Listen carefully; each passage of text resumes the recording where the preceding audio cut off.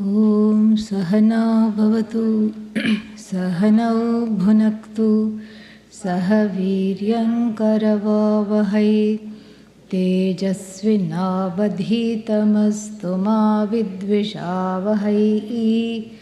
Om Shanti Shanti Shanti.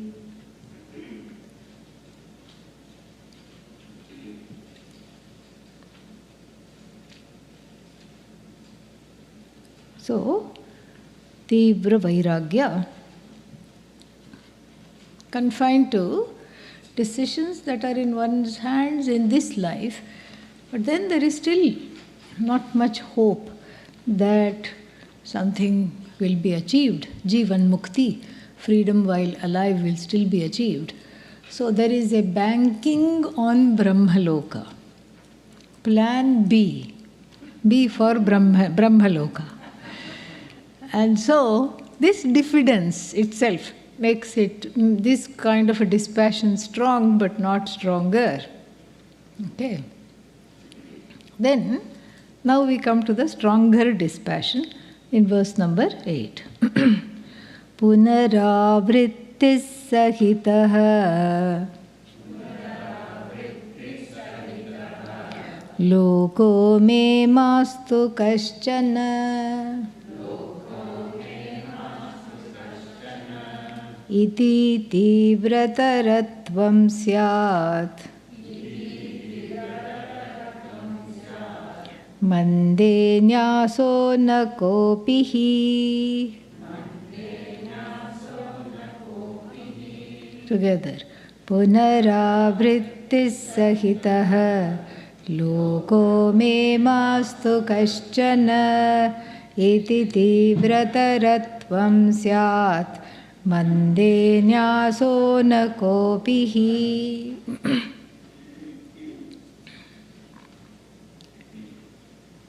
Punaravritti sahitaha. Punaravritti means many happy returns, coming back. Coming back when?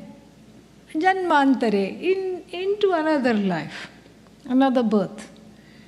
Punaravritti means returning to another birth after the fall of this body. Why? Because this body was a nobody in this life. In the next life, I want to be a somebody. Okay? And that desire brings one back. And so Punaravritti, this is why Punaravritti takes place. Rebirth takes place because, as we saw in the satsang yesterday, there are so many desires to experience so many things that obviously one body is not enough. One life is not enough. So in the stronger variety of this dispassion, Punaravrittis sahitaha, along with rebirth, lokaha, and various lokas. And what are these lokas? Fields of experience. There are so many that are counted. One is called Devaloka, Indra. These are all various kinds of heavens. Indraloka, Devaloka, where all the celestials abide. And who goes there? Somebody with a celebrity fixation. Yeah. Who likes to watch things like, there was one show, let me see if I can think of the name of it. Lifestyles of the rich and famous. And, people with big, endless houses, endless pools, called infinity pool. You don't know where the pool ends and where the land begins, like that. Huge houses, no taxes.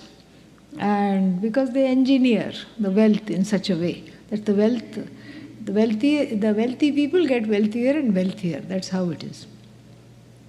Huge houses, endless lands, no taxes. All this, this is all examples of the desires.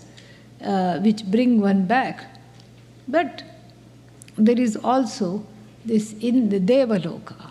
So such people with this kind of a desire, in between two lives, what do? There might be some time, some punya to exhaust, some pocket money. Punya is pocket money, which you go spend in one of the lokas. So Devaloka is for the people who wonder always, how do the celebrities live? Here, come to Devaloka. And there you can take a selfie with Indra, and you can have chai with somebody else, and like that. So various devatas, deities are there. This is Devaloka. Then there is the realm of the Pitru. Pitru means departed ones, ancestors. So, and we have to make sure that we clarify here, ancestors means not mafia dons and all, dharmic ancestors. Pitruloka, the realm of the mains. There also there is a lot of wisdom, there is a lot of dharma, there is a lot of tranquility. So you go spend time there, hang out there. Various ways to spend the pocket money called punya. So various ways. So you go to Devaloka. Then there is, in fact, by one reckoning, there are 6 kinds of heaven other than Bhu. So Bhuvaha, Suvaha, Mahaha, Tapaha, Janaha, Satyam.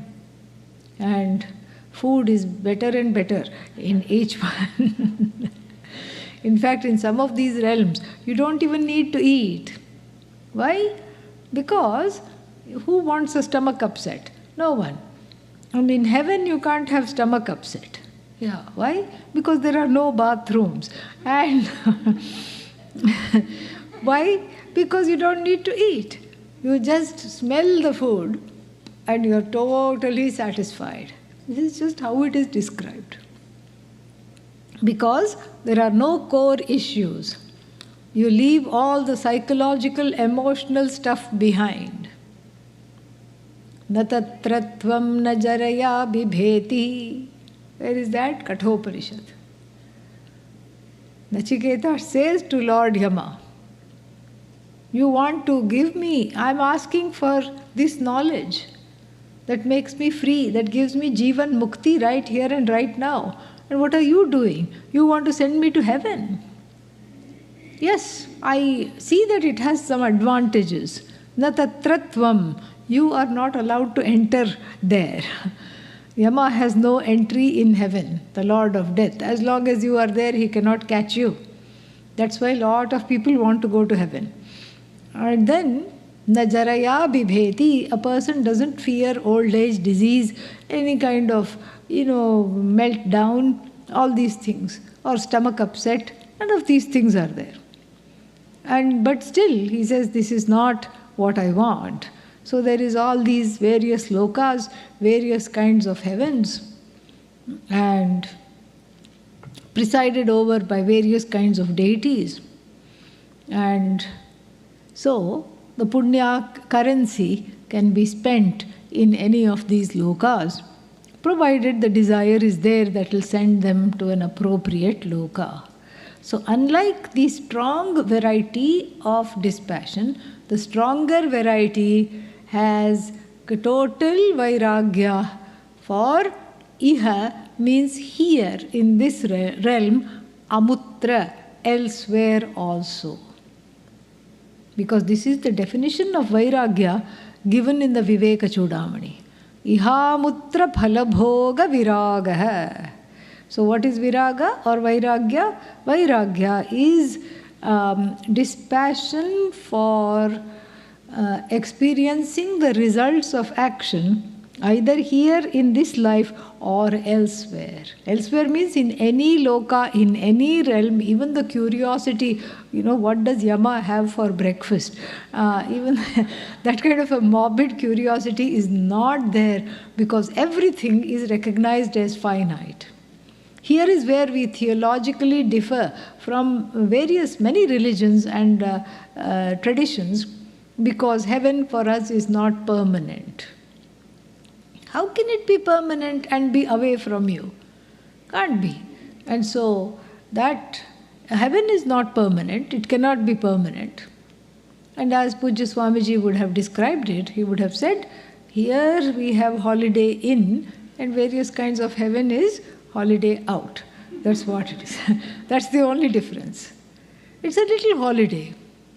And don't think you can get a green card by marrying Menaka, Rambha, Urvashi, these heavenly nymphs, etc.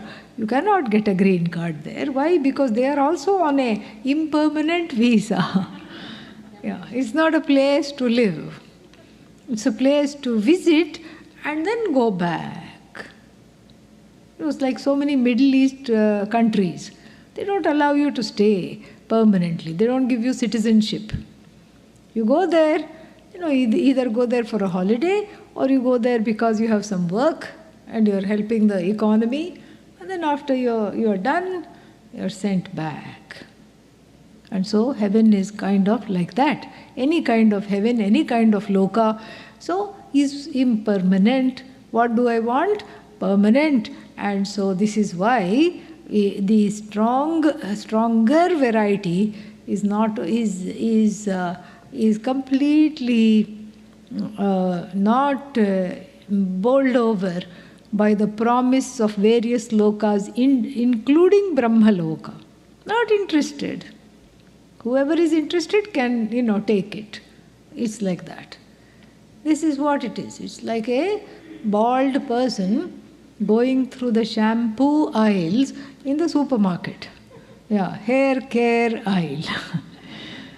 They may find themselves there by mistake because they will certainly not choose to go there because conditioner has no reference point.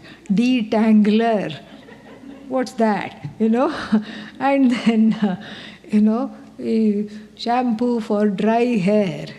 Yeah, there's only air. There is no hair. Shampoo for oily hair. All this. And so the bald person, the bald man, going through the hair care aisles of the supermarket, has got this kind of strong dispassion. Not interested. Not interested in anything those aisles have to offer.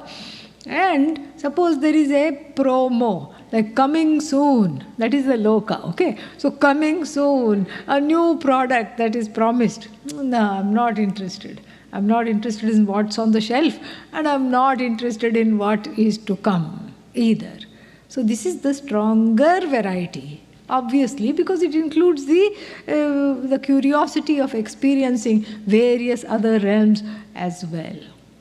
Now, a small caveat, when we look at the description of the stronger variety, the first line of line 8, we have to bring in all the things that were discussed in verse number 7 also.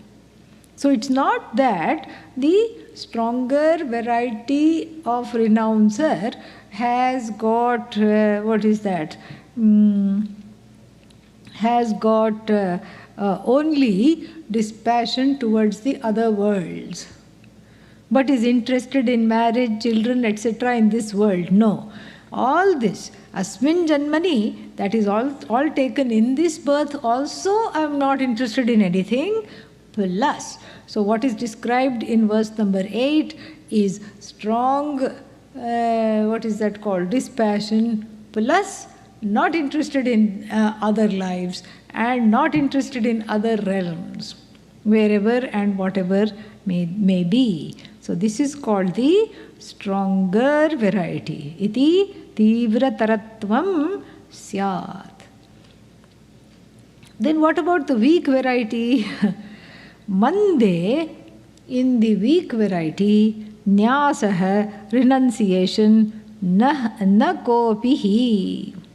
Na kopihi means no one is mature enough to even consider renunciation in the weak variety. And what is the weak variety? Funeral ground, dispassion, labor pain, dispassion, these kinds of small, long-standing chronic illness, derived dispassion, etc., etc.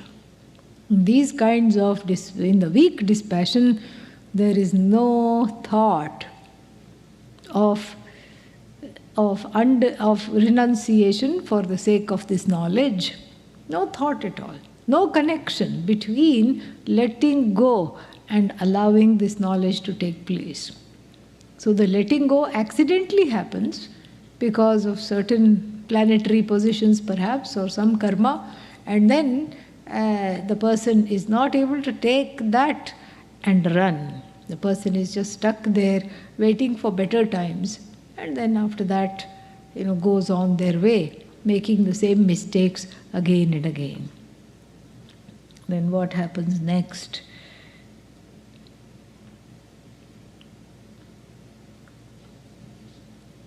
Let's make sure we have covered all the words here.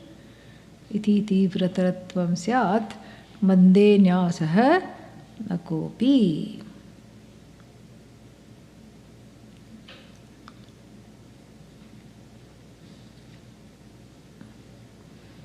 Next one.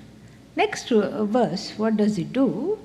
It matches the kind of dispassion with the kind of sannyasa that is possible for the person to accept. So there is so we have seen the kind of sannyasis, right? Kutichara, then Bahudaka, then hello. Hamsa, Paramahamsa. Hamsa, if you remember, Paramahamsa will come. Yeah.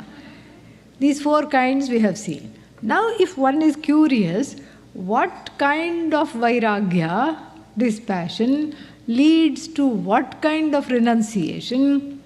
Say no more, because we are about to come to a couple of verses that describes that. Very interesting. Yeah. Yatradya shakti shaktibhyam tivrena nyasadvayam bhavet koti chako bahudaschet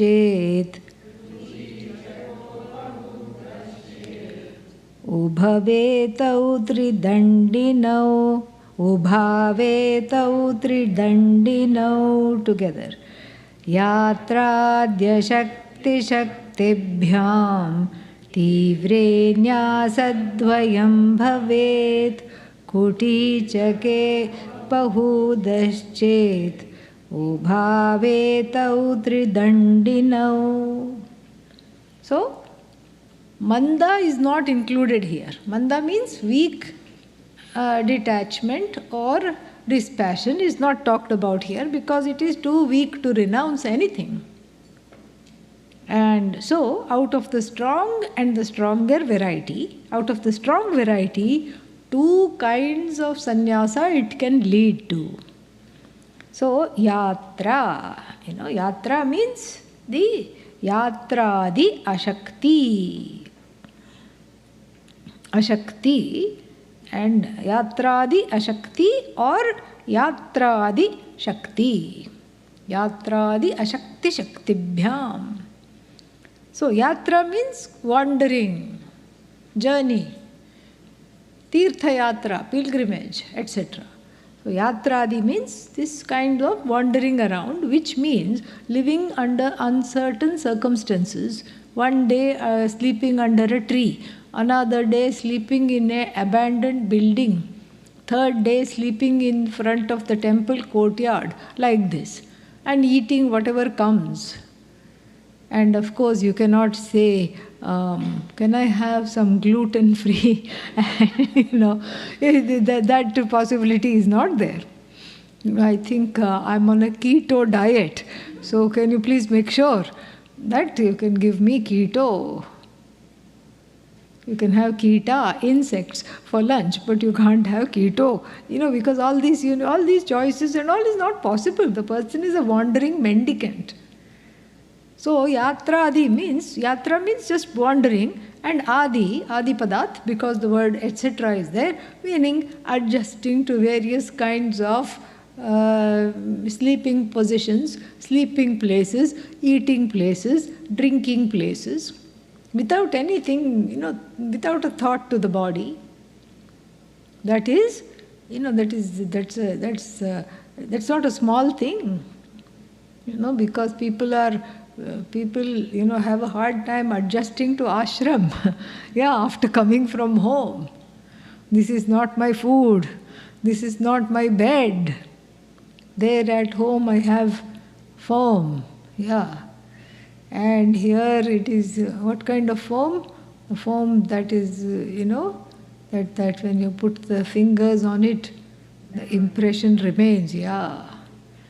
My memory may be bad, but my bed is very good at remembering. So, at home I have memory foam. Here I am tossing and turning. Even to make a small adjustment is very difficult. So what to talk of being, not having a home at all. Just, being so free to go along with whatever the elements and the destiny decides. So yatradi. So with reference to, yatradau, with reference to this kind of a wandering, unpredictable, uncertain life, ashakti. Ashakti means if one is not capable. Shakti, one has the power to do that. Shaktibhyam. So this is what decides whether one becomes a backyard ananda or what is the other one? The going to many places, wandering ananda or a backyard ananda. What's the difference? The difference is not in the amount of vairagya or dispassion. Both of them have this dispassion called the strong variety, what is called here as strong variety, tivra vairagya. Both of them have. And then, so what is the determining factor whether one is putting up this is also nice, there is this new means last 20 years or so, tiny home movement.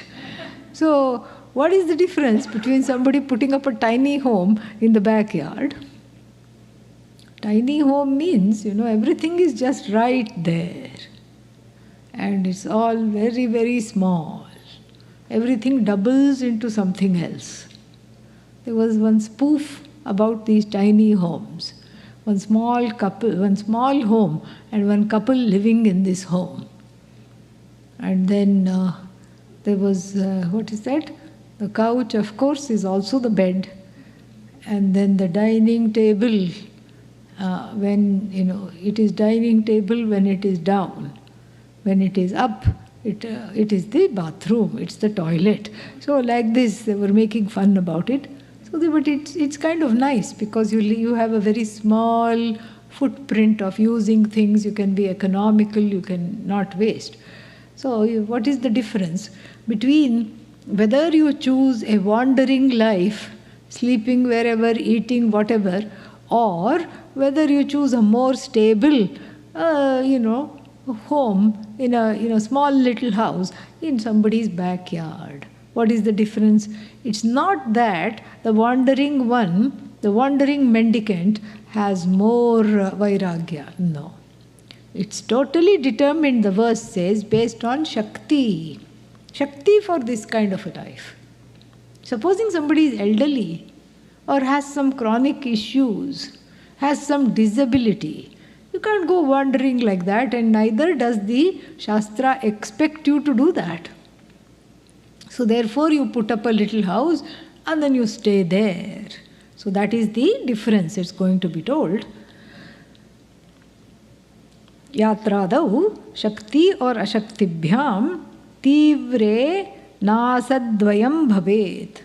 In the Tivra variety of dispassion, two kinds of lifestyles, mendicant lifestyles, sannyasi lifestyles, bhavet, are possible. So, the two renunciants of the strong type are Kutichaka Bahudascha means, respectively. Yatradi Ashakti leads to Kutichaka. Yatradi Shakti leads to Bahudaka. Ubhau etau tridandinau. So both of them are strong Vairagya, and both of them also carry 3 twigs in the form of staffs. 3 twigs, 3 staffs. And 3 staffs means that they have the same degree of Vairagya, and then the 3 staffs, like I said yesterday, stand for what? Body, mind and senses. Meaning, I'm no longer identifying the body with the body. It's a mental intention. A sankalpa is made at the time of taking the ochre robes. I'm no longer identifying with the body. I'm no longer identifying with this mind. I'm no longer identifying with my sense organs. So, but then, as a reminder, 3 twigs are tied together with a string or a small piece of strip of cloth. So to show, to kind of depersonalize, it's actually very, very effective. You can try it at home. Yeah. You can just, try it at home. You don't even have 3 sticks. Just try 1 and say, this is my ahankara, and keep it there and see what all happens, because at the very least one becomes very mindful. Each time when one is identifying with the body, then okay, this is a reminder. The body is actually outside of me. That is the whole idea. Mind is outside of me. Senses are inconsequential to me. And I am apart from all of them. I am watching them. This is very, very effective. So this Tridandi, the 3 staff sannyasis, this is a sadhana of constantly remembering that one is not the body, not the mind, not the senses. In a visual, tangible form, you keep remembering. So that is ubhau etau tridandinau. Both of these are called the 3 staff carrying kind. See, in the Vaishnava Sampradaya, in the people who worship Lord Vishnu and nothing else, so and no one else. So this particular sect within the Hindu tradition, there are a lot of sannyasis who carry the 3 staffs. So the 3 staff sannyasi here, both of them are 3 staff sannyasi. Additionally, in the traditional one, they keep a little tuft of hair. They also keep the sacred thread. Okay. So this is what is the, what is that called? Kutichaka and Bahudaka come under the strong variety. Then we have the stronger variety. What comes under that? Let us see. 10th one.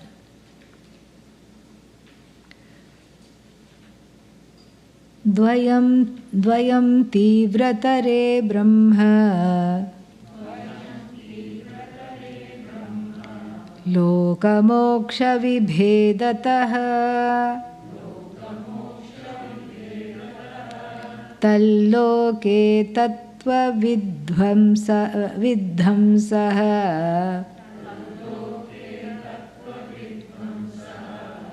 lokesmin parahamsakah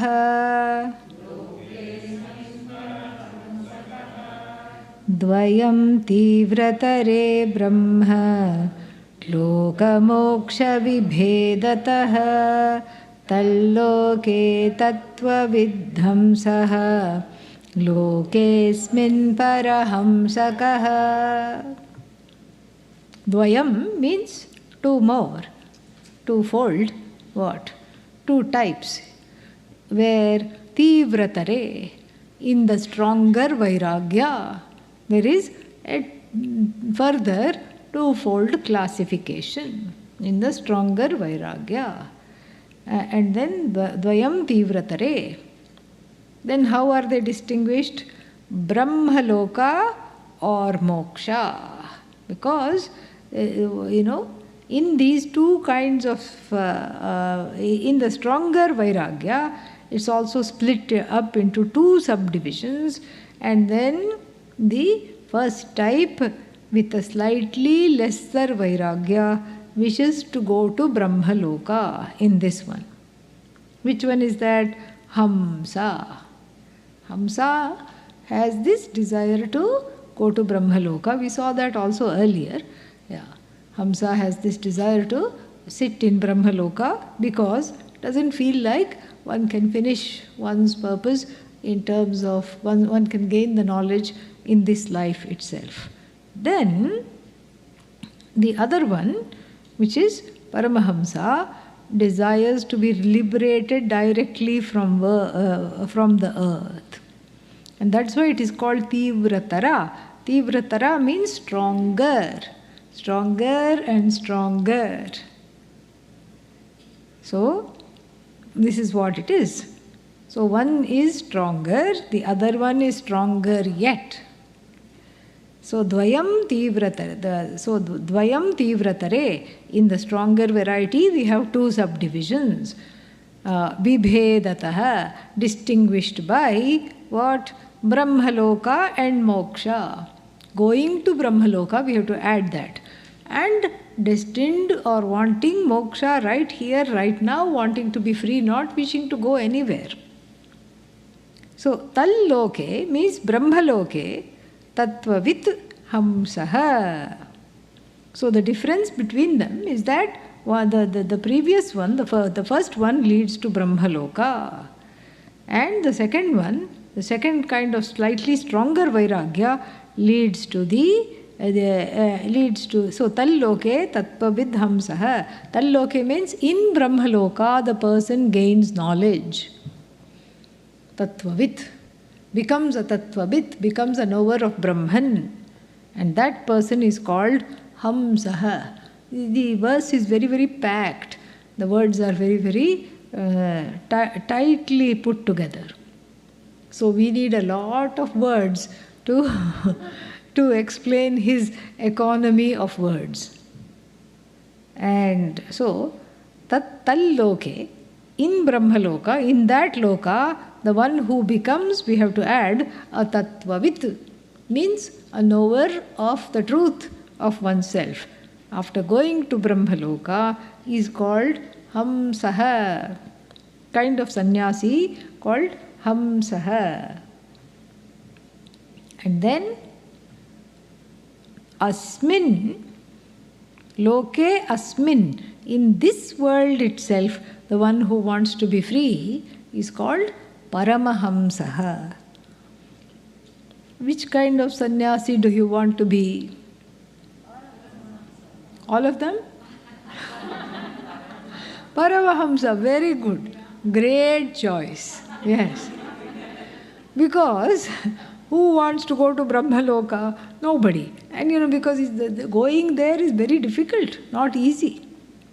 By the time you finish all the meditations and practices and everything, and there's all these, he's going to talk about all that. This kind of upasana, I'll summarize some of it as we go along. But, this kind of meditation and rituals and all this big headache. And then after that, there is still no guarantee. We have to, the rituals have so many rules. It's just tiring to even think about the rules of all these rituals. Extremely exhausting. So the fire must be lit on this side and not on that side. And before the fire is lit, we have all these bricks. The bricks must be made by yourself. And we need, let's say, 108 bricks. If there is a crack in brick number 96, then what do? You make brick number 96 again, yes? No, you make from one all over again. If this doesn't give vairagya, I don't know what else will. That's how the rituals are designed, to be able to transcend them, transcend the need for them. And so, this is a lot of headache. And then after that you keep meditating. Either you're warming up the ghee or you're meditating. Ghee to keep on pouring in the fire. And so, or you're meditating most of the time, and then also there is no guarantee you'll get to Brahmaloka as you go. Let's say, I'm imagining this. The gates close. Why? I did everything. I did all that I was supposed to. You didn't notice a hairline crack in one of the bricks. But we did. Okay, enough. So this is what it is, closed. And so like this, but still people have a desire because there is some feeling of permanency, and that feeling of permanency is only gained in some other loka. Some strange idea is there. And so everybody wants to go somewhere and is going. That is what it is. And so here, loke asmin loke eva. In this itself, in this loka itself, I want moksha. I want to be free of wanting to go. I want to be free of wanting to desire. I want to be free of wanting something or the other, here, there, everywhere. This one is Paramahamsa. This is the Paramahamsa. And this is the only kind of sannyasa that one must enjoy. And we can even look and see that the spirit of the Paramahamsa is something which is very, very important to imbibe. It is characterized by numerous things. The first one is the desire for knowledge. To the extent of anything else. All I want is to know, all I want is to be free. And since freedom is through knowledge, all I want is to know how to be free. And that is the first one. Second one is giving up the desire for enjoyment of the fruits of action, either in this or any other realm. Iha mutra phalabhoga viraga. So first Viveka, the Paramahamsa sannyasi wannabe has that. And the second one is a very strong, as we have seen, the strongest type of dispassion. But why doesn't he say strongest? Because he's leaving the room for more dispassion than the Paramahamsa. He's leaving room for the possibility of that. And so the strong dispassion must be there. That's the second criteria for this kind of for JivanMukti. And the third criteria is an unswerving commitment to knowledge. If somebody says you can breathe your way to moksha, some people say this. Breathe in moksha. Don't say breathe in samsara, okay? Because that's what one is already doing. Breathe in moksha. Breathe out samsara. If it were so easy, then why would the Upanishads exist? Why would there be Upanishads? Why would there be Bhagavad Gita if you can just breathe out samsara? I suppose it's kind of optimistic to feel that, and maybe it's a sadhana and maybe one feels light and that's why one is doing it, and if that's the case, go ahead. Who am I to control your breathing and what you visualize when you breathe? No problem. But if you take it literally, then there is a problem. Then there is a problem. Because you can't really breathe it out. Why? Because it's a misidentification. That's samsara. Misidentification is in the buddhi, in the head. It has to be corrected. It cannot be breathed out. You're not holding it in the lungs or something like that. You can breathe out viruses and bacteria, sure, but not this. This cannot be breathed out because the location is different. The location, it's a cognitive issue. And so this is why it is said that the Paramahamsa sannyasi alone matters. In fact, this author is also going to say that.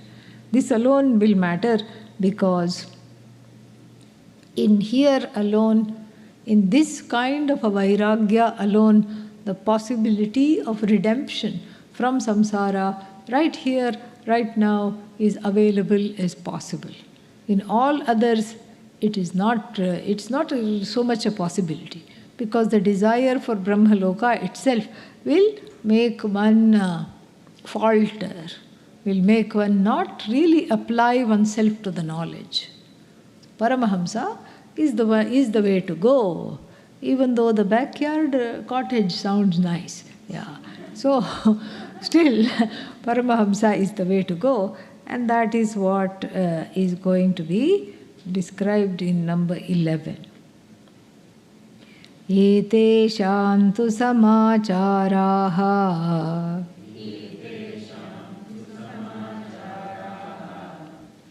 प्रोक्ता पाराशरस्मृतौ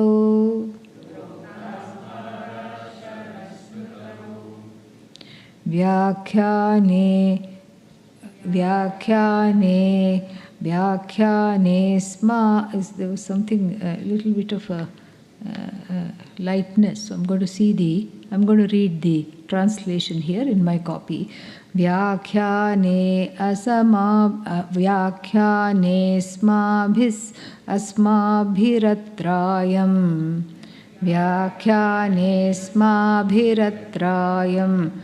परहंसो विविच्यते.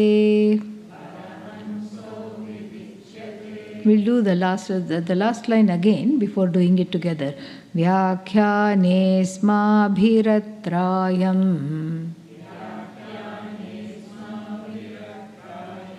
परहंसो विविच्यते. एतेषां तु समाचाराः प्रोक्ता पाराशरस्मृतौ व्याख्याने स्माभिरत्रायं परहंसो विविच्यते.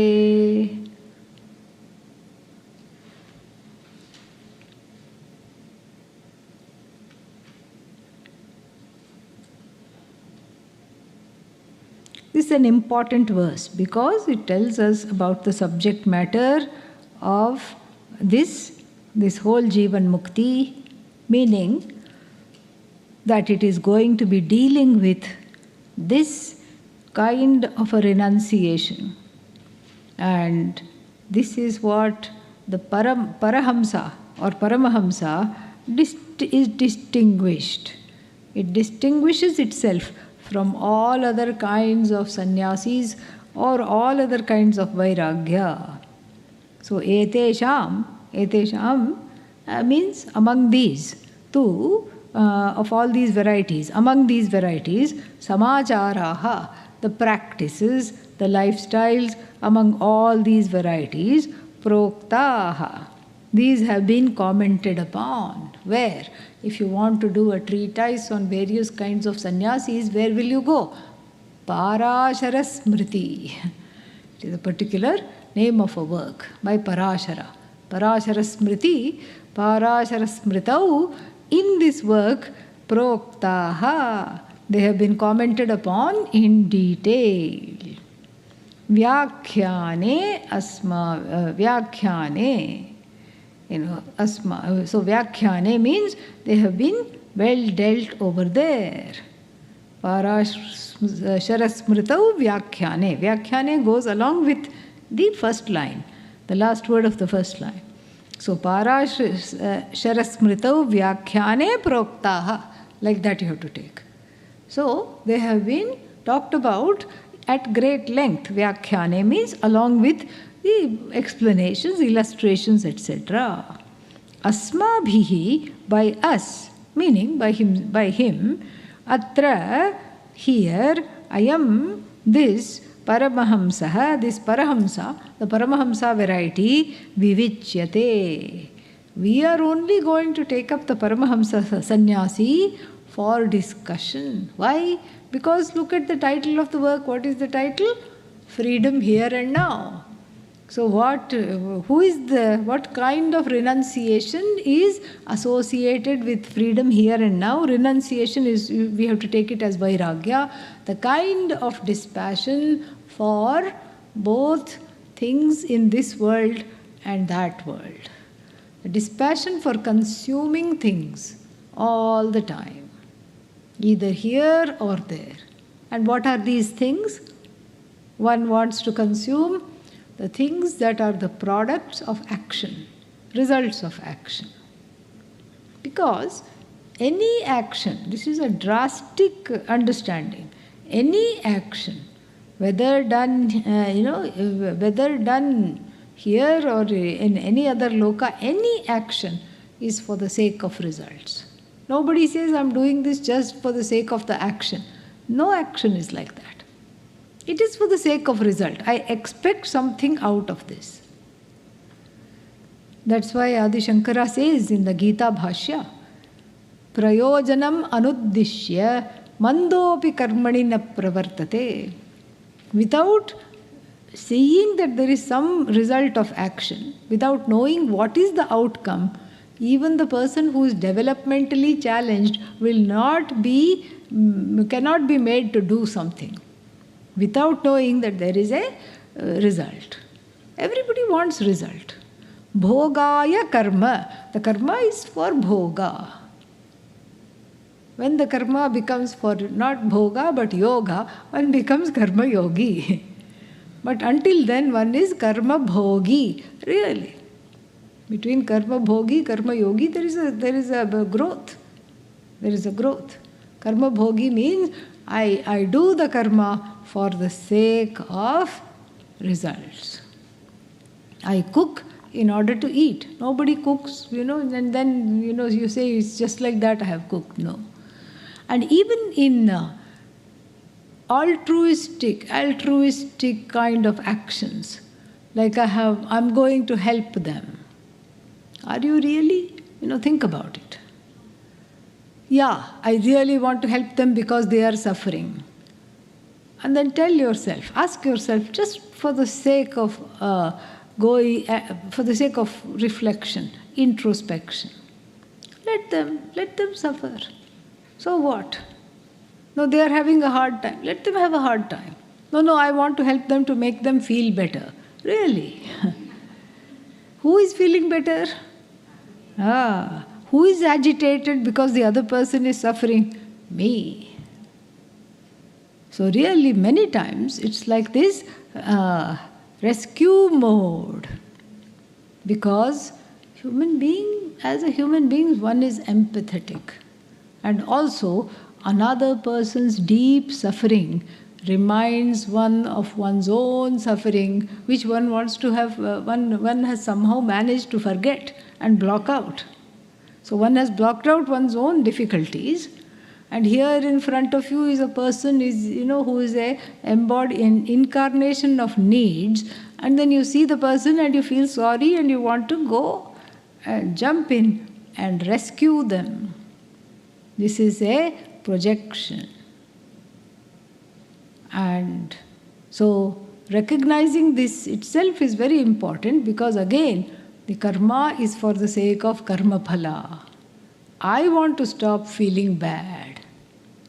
Or even if that is not there, I want to help them. Okay, help them. Why do you want to help them? So that I can feel good. Either one wants to stop feeling bad or one wants to feel good. So this is, so all actions, even the most, noble ones, whatever we call noble, is for the sake of oneself alone. This is all, this kind of a vairagya, the strongest vairagya here, stronger vairagya, whatever he calls it, which leads to Paramahamsa sannyasa, which can lead to that. So forget about the sannyasa, just focus on the vairagya. This kind of a vairagya means querying the dysfunctions within myself. Why do I jump? What is it that I am trying to rescue? What is it that I am ignoring here? I am ignoring a gaping wound here in order to focus on a little scratch somewhere else, in somebody else. So that ability to turn within back to oneself and focus on that, and focus on letting go of that pain, that is also vairagya. Catching hold of the pain is again, that's also catching hold. That's also somehow hoarding. So letting go of the stories, victim stories, is a very important step in this strong vairagya, this Paramahamsa. And in the beginning, it looks like, oh, I am being selfish because I am focusing on myself. Actually not. The self, being the self of all, if you are able to heal some of these things and let go of these kinds of difficulties, difficult stories, then you're doing a favor for everyone else. You're being an example, first of all. You're being an inspiration. But more than that, nobody has to deal with you, Nobody has to walk around you as though they are walking on eggshells. Nobody has, that's nice. Nobody has to deal with you and nobody has to make you feel happy. This is wonderful. It's actually social service to take care of one's own issues. It's the best form of social service. It's fantastic, really. Best form of social service. I take care of my stuff, I take care of my issues, and all this is included in that strong vairagya. So back to the point, bhogaya karma. All karma is for the sake of the results of action. And what kind of results of action? I want favorable results of action. I do something because I want whatever I do, I have some expectations and I want those expectations to be fulfilled. This is the motivation for action. Then what comes as a result of the action? The opposite of what one wants. Most of the time. I want to be successful. Somebody else beat me to it. I want to be famous.